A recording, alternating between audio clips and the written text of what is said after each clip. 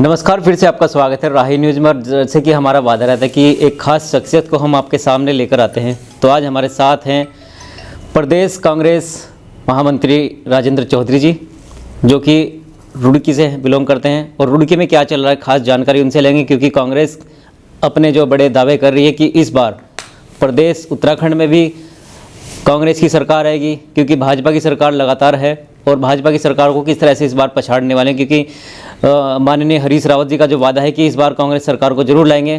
तो जैसे कि पूरी कांग्रेस की टीम है वो किस तरह से लगी हुई है प्रत्याशियों पर, किस तरह से वो अपना उनको क्षेत्र में प्रचार के लिए दौड़ा रही है, और क्या नीतियाँ रहेगी, क्या मुद्दे रहेंगे, क्या वादे रहेंगे कांग्रेस के। बहुत बहुत स्वागत है चौधरी साहब आपका। धन्यवाद। क्या देख रहे हैं कि न्यूज़ के सभी जी दर्शकों का आभार जी। चौधरी साहब, अभी जैसे कि क्षेत्र विधानसभा 31 यानी रुड़की की हम बात कर रहे हैं, तो विधानसभा रुड़की में क्या देखा जा रहा है कि राणा जी के साथ में समर्थन में बहुत सारे लोग हैं। अभी देखा कि अरविंद कश्यप जी ने भी उनको समर्थन दे दिया है, क्या कहेंगे आप? नई रुड़की में जो कांग्रेस के प्रत्याशी हैं यशपाल राणा जी, वो अच्छा चुनाव लड़ रहे हैं और उनकी एक बहुत साफ सुथरी सज्जन व्यक्ति की छवि है। और रुड़की क्या पूरे प्रदेश में जनता बदलाव चाह रही है और कांग्रेस हाईकमान ने उन पर विश्वास प्रकट किया है। तो मेरा मानना है कि रुड़की में कांग्रेस का परचम लहराएगा। परचम रुड़की में लहराएगा या उत्तराखंड के भी हम देख रहे हैं कि ग्रामीण स्तर पर हम बात करें तो ग्रामीण स्तर पर भी बहुत जोर शोर से तैयारी है। जो हमारा संगठन की दृष्टि से रुड़की ग्रामीण जिला है, उसमें 5 सीटें हैं। भगवानपुर है, कलियर है, झबरेड़ा है, मंगलौर है और खानपुर है।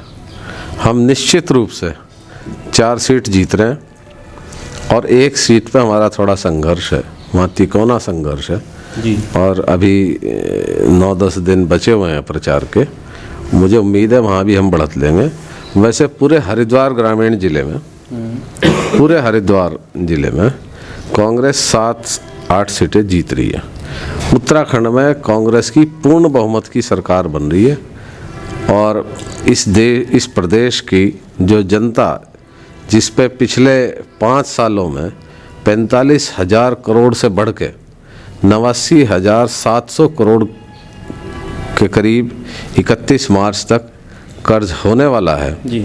उस कर्ज को बढ़ाने वाले जो दोषी हैं, जिन्होंने ये पाप किया है कि इस प्रदेश की प्रति व्यक्ति आय घटी है और इस प्रदेश पे बोझ बढ़ गया, प्रति व्यक्ति कर्ज जो है वो दोगुना कर दिया इन्होंने 5 साल में।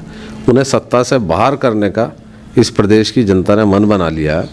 और मैं आपके चैनल के माध्यम से ये आह्वान करना चाहता हूँ इस प्रदेश के युवाओं को, किसानों को, बेरोजगारों को, माताओं बहनों को, कि आप इस अनाड़ियों की सरकार को सत्ता से बाहर करें। इनके पास ना योग्य व्यक्ति है ना कुशल व्यक्ति है। अनाड़ी से क्या तात्पर्य आपका है? अनाड़ी से तात्पर्य मेरा यह है कि इनके एक सम्मानित मुख्यमंत्री, पूर्व मुख्यमंत्री, वो भारत पे अमेरिका का राज उन्होंने बताया 2 साल तक चला। इनके एक सम्मानित नेता ने कहा कि हमने ऐसी मशीन बना ली है जो जहाँ चाहेगी वहाँ बादल ले जाएगी, बारिश कर देगी। इनके एक पूर्व मुख्यमंत्री जो है। चौधरी साहब, आपकी बात रोकते हैं, जैसे कि अभी बारिश का मौसम चल रहा है, मुझे लगता है कि ये कोई होगी या मोदी की चाल तो नहीं है, जैसे कि अभी आपने कहा बादल को खींच के ले जा सकते। अब ये तो वही बता सकते हैं। अभी प्रचार जो है ना रुक से गया है कुछ नहीं, ये तो एक इन्होंने प्रशासनिक ढांचे को अपनी बगल में लेके प्रचार प्रसार, जो विपक्षी पार्टियां हैं, जो इनके कुशासन को, इनके फेलियर को जनता के बीच में ले जा रही थी, उन्हें एक नीतिगत तरीके से कोरोना का बहाना लेके, किसी और चीज़ का बहाना लेके इसको स्थगित किया जा रहा है। और मीडिया को जिस तरह से इन्होंने राष्ट्रीय मीडिया और विशेषकर जो इलेक्ट्रॉनिक मीडिया है उसे अपने दबाव में लेके, जैसे अंधभक्त की तरह मीडिया प्रचार प्रसार कर रहा है, वो लोगों को गुमराह करने की कोशिश कर रहे हैं। लेकिन उत्तराखंड की जनता बहुत समझदार है। उत्तराखंड राज्य का निर्माण जो हुआ है वो बहुत मेहनत और बहुत कष्ट और बहुत त्याग के बाद हुआ है। और जिस परिकल्पना के साथ उत्तराखंड राज्य का गठन किया गया, भाजपा उन उम्मीदों को चकनाचूर कर चुकी है। इनकी सबसे बड़ी विफलता यही है कि 5 साल में कर्ज घटाने के बजाय इन्होंने कर्ज दोगुना कर दिया। ये मिसमैनेजमेंट की सरकार है, इनका कोई विजन नहीं है, ये सिर्फ धर्म के आधार पर वोट मांगते हैं। और जब कर्ज हो जाएगा, आप कर्ज के बारे में सवाल करेंगे तो ये हिंदू मुसलमान कहेंगे, आप कर्ज क्यों बढ़ा, युवाओं को रोजगार क्यों नहीं मिला, तो ये जिन्ना की बात करेंगे। ये गन्ना मूल्य भुगतान की बात नहीं करेंगे, ये किसान की फसल के उचित दाम की बात नहीं करेंगे। इन्होंने 5 साल में युवाओं को ठगने का काम किया। कोई उत्तराखंड राज्य में एक भर्ती को छोड़ के 1500 या 1600 कितनी है, मैं एग्जैक्ट फिगर नहीं बता सकता। उसके अलावा 5 साल में ये वाइट पेपर जारी करें कि इन्होंने कितने लोगों को सरकारी सेवाओं में मौका दिया, युवाओं को ये जारी करें वाइट पेपर अभी कि इन्होंने राज्य की प्रति व्यक्ति आय कितनी बढ़ाई। अभी जो धामी जी है, लगातार उन्होंने बहुत सारे जो रैलियां की हैं, उन रैलियों में बहुत सारे उन्होंने वादे किए कि अभी हम ये चीज़ दे रहे हैं, ये सौगात हम दे रहे हैं, कई हज़ार करोड़ की, मैं तो ये कहूँगा कि उन्होंने योजनाएं घोषित कर दी है अभी।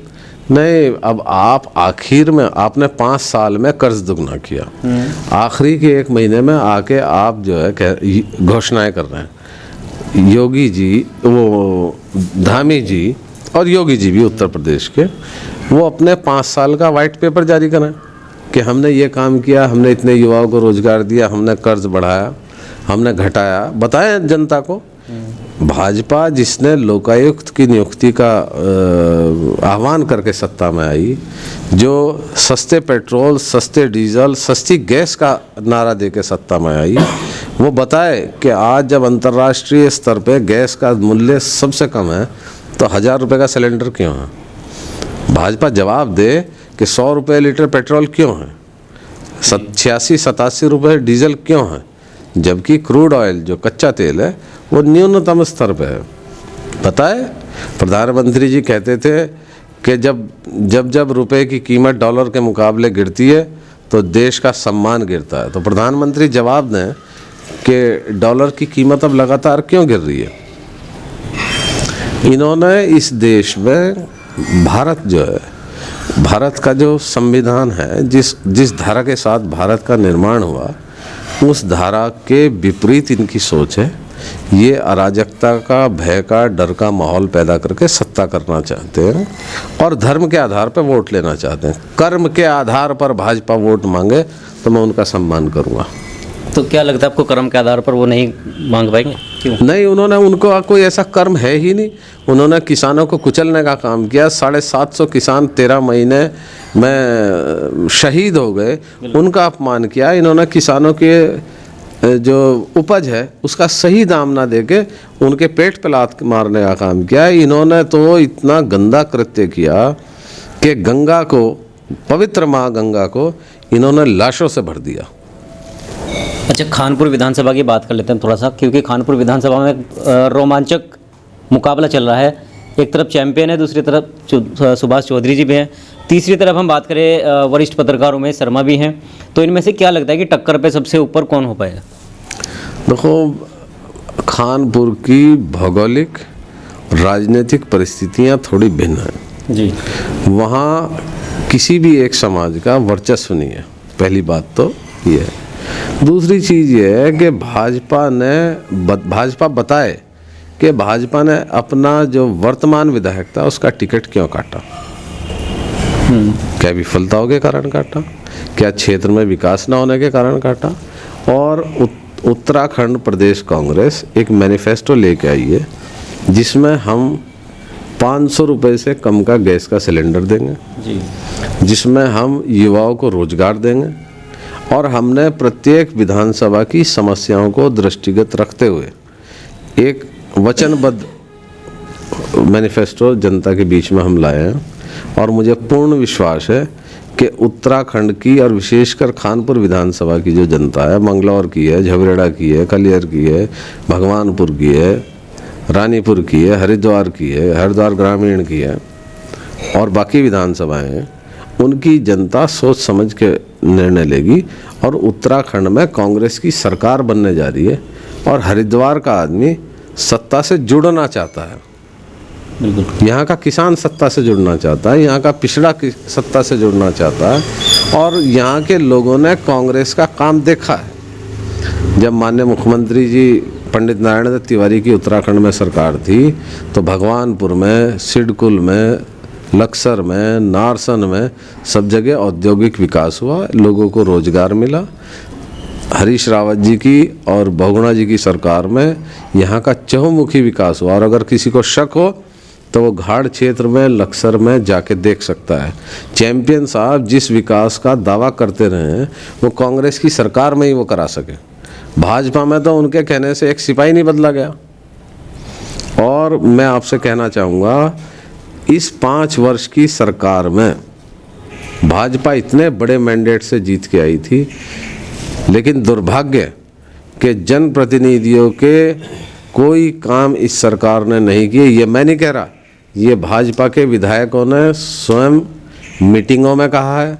जिला बैठक जो होती है प्रशासनिक अधिकारियों से, उसमें प्रभारी मंत्री के सामने विधायकों ने अपनी पीड़ा रखी है जी। तो जिस सरकार का, जिस पार्टी का, जिस क्षेत्र का प्रतिनिधि स्वयं काम, अपना निजी काम नहीं करा सकता, जिन्हें थानों में लाठियों से धमकाया गया हो, वो जनता के क्या काम करेंगे। इसलिए मुझे पूर्ण विश्वास है लोगों ने मन बना लिया कि वो कांग्रेस को वोट देंगे। तो इस बार व्यक्ति विशेष को वोट जा रहा है या फिर पार्टियों को? नहीं, कांग्रेस पार्टी को वोट जा रही है, किसी व्यक्ति विशेष को वोट नहीं जा रही। अच्छा, हम थोड़ा सा बात करें विधानसभा भगवानपुर की भी बात कर लेते हैं कि विधानसभा भगवानपुर में लगातार देखा जा रहा है कि ममता राकेश के समर्थन में कुछ लोग नहीं हैं, उस पर आप क्या कहेंगे? नहीं, ममता राकेश पिछला चुनाव लोगों के समर्थन से ही जीती थी और इस बार तो उनके पास भाजपा की विफलताओं का बहुत बड़ा पिटारा है, बहुत बड़ी सूची है। और मुझे नहीं लगता कि ममता राकेश जी के चुनाव में कोई कमी हो। वो एक अच्छे खासे मार्जिन से जीत रही हैं। वो नेक और शरीफ महिला हैं जी। और स्वर्गीय सुरेंद्र राकेश जी के पदचिन्हों पे चलते हुए आप भगवानपुर का विकास कर रही हैं। अच्छा, क्योंकि आप पर तो पूरे प्रदेश की लगभग जिम्मेदारी है इस वक्त जी। तो पूरे प्रदेश भर में हम गढ़वाल क्षेत्र की बात करें, पहाड़ी क्षेत्र में क्या अभी देखने को आ रहा है? नहीं, पहाड़ के मतदाता तो बहुत पीड़ित हैं भाजपा से। जिस प्रकार से कोरोना में पहाड़ में इनकी पोल खुल गई चिकित्सा व्यवस्था की, वहाँ रोजगार नहीं ये सरकार दे सकी, वहाँ का पलायन नहीं रोक सकी, वहाँ तो जनता ने मन बना लिया है। और अभी जो सर्वे आ रहे हैं, सर्वे में हम 45 से अधिक सीटें जीत रहे हैं। आम आदमी पार्टी भी तो कह रही है कि पहाड़ में आम आदमी पार्टी की सत्ता होने वाली इस बार। देखो, आम आदमी पार्टी राज कर रही है दिल्ली में जी। दिल्ली लगभग हरिद्वार जनपद जितना बड़ा राज्य है और उनकी खुशकिस्मती है कि वहाँ जो राजस्व है, जो राज्य की आमदनी है, वो 1 लाख करोड़ प्रति वर्ष से ज़्यादा है। दिल्ली सरकार के ऊपर वहाँ की पुलिस का खर्च नहीं है, कानून व्यवस्था चूँकि केंद्र का वहाँ विषय है और लगभग 30-40% क्षेत्र उसके विकास का जिम्मा भी केंद्र सरकार के पास है। इतने बड़े बजट में और इतनी बड़ी आमदनी में दिल्ली की सरकार चल रही है। जो मूलभूत विकास था, मेट्रो था, पार्क थे, सड़कें थी, नालियां थी, वो सब पहले शीला दीक्षित जी 15 साल में कर चुकी थी। जहाँ तक उत्तराखंड राज्य का सवाल है, उत्तराखंड राज्य की भौगोलिक परिस्थितियाँ दिल्ली से भिन्न हैं। यहाँ 1-2 विधानसभा इतनी बड़ी हैं जिसमें आधी दिल्ली का क्षेत्र कवर हो जाएगा। दूसरी चीज़ ये है, हमारा जो राजस्व है, रेवेन्यू है उत्तराखंड गवर्नमेंट का, वो 22,000 करोड़ है और हमारा बजट 46,000 करोड़ है। अब बढ़ के शायद 52 या 54,000 करोड़ हो गया। तो अगर यहाँ ये सरकार, जिस सरकार ने सैकड़ों करोड़ रुपए खर्च करके बिजनेस समिट आयोजित किया, इन्वेस्टर समिट आयोजित किया और 100 रुपये उत्तराखंड में निवेश के लिए नहीं आए। अगर यहाँ औद्योगिक विकास होगा, अगर यहाँ पर्यटन का विकास होगा, तो यहाँ आय बढ़ेगी। हमारी सरकार इस विजन के साथ सत्ता में आएगी। हमने अपना घोषणा पत्र रखा है हमने उत्तराखंड की महान जनता को समझाने का प्रयास किया है कि हम आएंगे तो युवाओं को रोजगार देंगे, हम औद्योगिकरण को बढ़ाएंगे, हम यहाँ पर्यटन का विकास करेंगे। हमारी पार्टी ने नारा दिया है 4 धाम 4 काम। हमारे प्रदेश कांग्रेस कमेटी ने और जो हमारी चुनाव संचालन समिति के जो अध्यक्ष हैं हरीश रावत जी, उन्होंने सब लोगों ने मिलकर, नेता विपक्ष ने, हमारे प्रभारी जी ने और वरिष्ठ नेताओं ने बैठ के चर्चा करके मैनिफेस्टो लाए हैं। उस मैनिफेस्टो में कई बिंदु ऐसे हैं जो पहले ही दिन किए जा सकते हैं। हमारे यहाँ, मैं आपके माध्यम से कहना चाहूँगा सोनू जी कि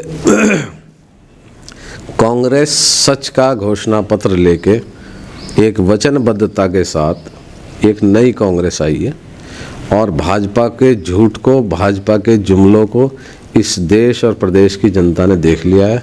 और आप आने वाली 10 मार्च को इस बात से खुद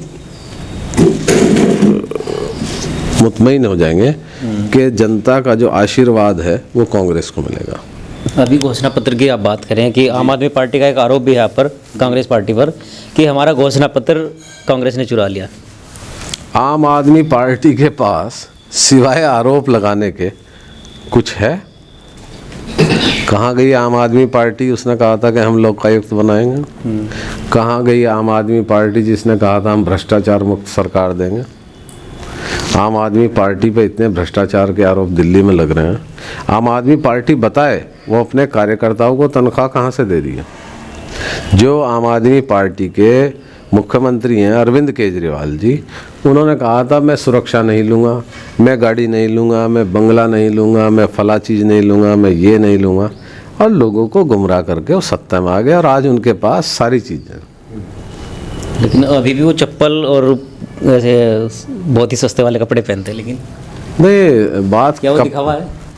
स्टंट है, पॉलिटिकल स्टंट है। और केजरीवाल साहब तो पंजाब का मुख्यमंत्री बनने का सपना देख रहे थे, जिस सपने को भगवंत मान ने चकनाचूर कर दिया। भगवंत मान ने सोशल मीडिया के माध्यम से कहा, एक लोगों से सवाल किया कि क्या वो केजरीवाल को देखना चाहते हैं मुख्यमंत्री के रूप में या भगवंत मान को, और 95% ने, जो आम आदमी पार्टी के कार्यकर्ता थे, उन्होंने भगवंत मान को चुना। और जिस दिन से ये फैसला है उस दिन से केजरीवाल जी दिल्ली में ही हैं। चौधरी साहब, एक सवाल मेरा ये रहेगा कि महिलाओं के लिए वादे तो बहुत करते लोग, भाजपा ने भी कहा कि बेटी बचाओ बेटी पढ़ाओ अभियान चलाए, बहुत सारे अभियान चलाए। कांग्रेस के पास स्पेशल महिलाओं के लिए क्या उद्देश्य? आप देखिए, उत्तर प्रदेश कांग्रेस, उसने 40% महिलाओं को टिकट देने का वायदा किया था। ये वादा उत्तराखंड में क्यों नहीं कर पाई कांग्रेस? उत्तराखंड में हम थोड़ा सा इसमें चूक गए, लेकिन इस बार हमने पिछली दफ़े से ज़्यादा महिलाओं को टिकट दिया है। और आप उत्तराखंड में अगर देखें, उत्तराखंड राज्य का गठन 9 नवंबर 2000 को हुआ जी। और अब मार्च 2002 में तक भाजपा रही और मार्च 2002 में कांग्रेस की सरकार आई। उत्तराखंड राज्य में जितने भी निगमों का, जितने भी मेडिकल कॉलेजों का, इंजीनियरिंग कॉलेजों का, जिस योजनाबद्ध तरीके से कांग्रेस की सरकार में उत्तराखंड राज्य की उन्नति का काम हुआ, उसके मुकाबले 1/100% भी 2 साल में भाजपा की सरकार नहीं कर सकी। जिस समय भाजपा यहाँ सत्तासीन हुई, उस समय उन्होंने मुख्यमंत्री बदलने का काम किया, पहले नित्यानंद स्वामी और फिर भगत दा। फिर 2007 में उत्तराखंड के विकास को नकार के और धार्मिक भावनाओं के तहत जब उत्तराखंड राज्य में भाजपा की सरकार 2007 में आई, उस समय भी मुख्यमंत्री बदलने का काम किया, पहले खंडूरी जी, फिर निशंक जी, फिर खंडूरी जी। फिर 2017 में आए। 2017 में आके उन्होंने पहले त्रिवेंद्र सिंह रावत, फिर तीरथ सिंह रावत, फिर पुष्कर सिंह धामी। अगर इनके पास कोई विजन, कोई कार्यसूची, कोई प्लान होता तो शायद इन्हें नेता बदलने की ज़रूरत ना पड़ती। अच्छा, अभी अगर हम बात करें कि शिक्षा पर सबसे बड़ा बवाल बचा था कि स्कॉलरशिप घोटाला, तो स्कॉलरशिप भी बंद कर दी गई।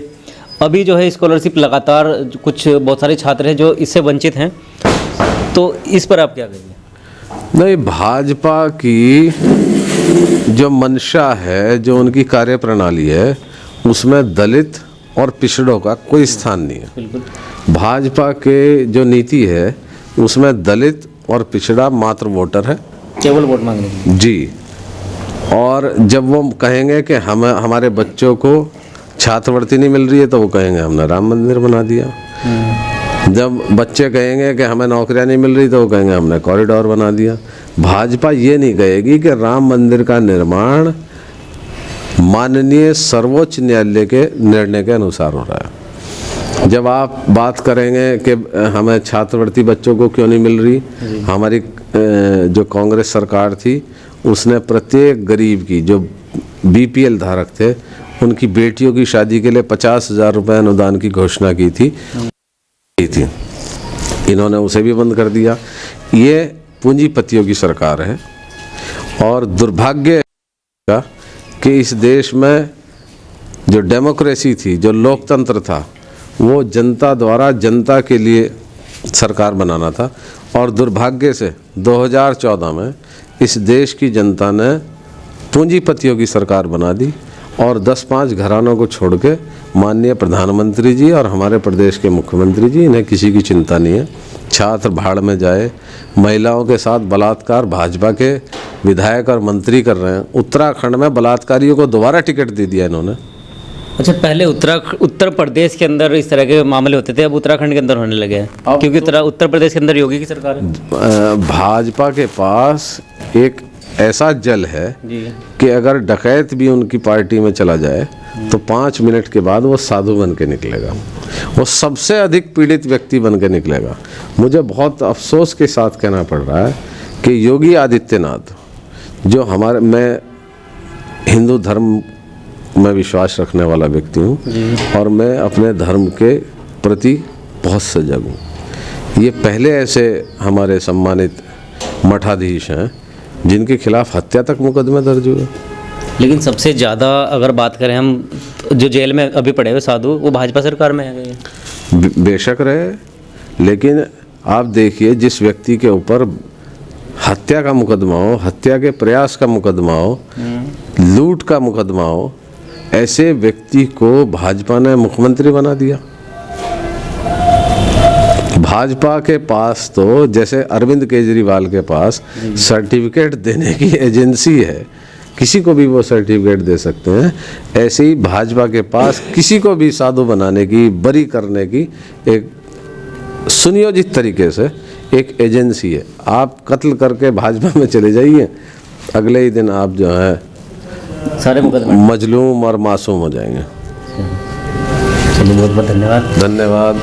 तो ये थे हमारे साथ चौधरी साहब ने बहुत अच्छी जानकारी हमें दी है, क्योंकि खास जानकारी हम उनसे लेने के लिए आए थे कि अभी क्या चल रहा है क्षेत्र में, और उन्होंने पूरे प्रदेश की लगभग हमें जानकारी दे दी है। भाजपा के एजेंडे भी उन्होंने बताया और कांग्रेस के एजेंडे भी बताए। क्या कांग्रेस का घोषणा पत्र रहेगा, उसमें किस तरह की नीतियाँ आने वाली है, वो भी आज इन्होंने क्लियर कर दी है। तो दर्शकों, राही न्यूज़ तमाम जानकारी आपको इसी तरह से देता रहेगा। जुड़े रहिए आप हमारे साथ। जय हिंद, जय भारत।